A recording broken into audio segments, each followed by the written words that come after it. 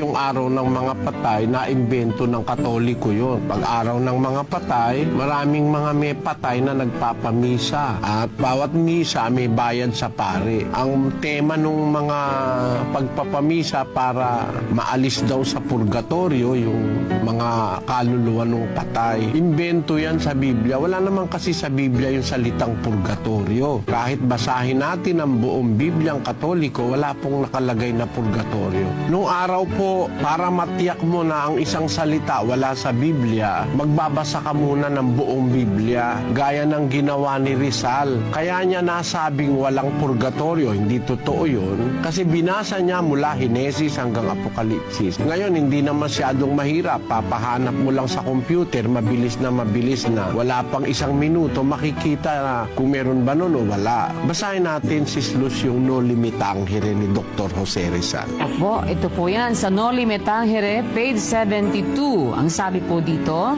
"But now, let's see how the idea of purgatory, which is absent from both the Old and the New Testaments, became Catholic doctrine. Neither Moses nor Jesus Christ make the slightest mention of purgatory." Ayun, sabi ni Rizal sa kanyang No Limit Tangere. Kilala naman natin si Rizal, our national hero is Dr. Jose Rizal. And he was killed by firing squad kasi kaya siya pinatay. Meron siyang mga sinasabing laban sa doktrina ng Iglesia Katolika. Ang isa riyan yung tinatawag na purgatorio. Yung purgatorio, sabi ni Rizal, binasa niya ang buong Biblia mula sa Henesis hanggang Apokalipsis at ang sabi niya, kahit si Moises, kahit si Kristo, walang binabanggit na purgatorio. Kaya yung aral ng Katoliko na ang mga patay ay ipapanalangin para alisin sa purgatorio ay pagpapamisa, wala po sa Biblia yon. Actually, miski sa Bibliang Katoliko, in fairness mga kababayan sa inyong sarili, sa inyong paniniwala, kung magbabasa kayo sa Bibliang Katoliko, yung salitang misa, wala po yun sa Bibliang Katoliko mismo, yung misa, yung pagpapamisa, papanalangin yung mga patay,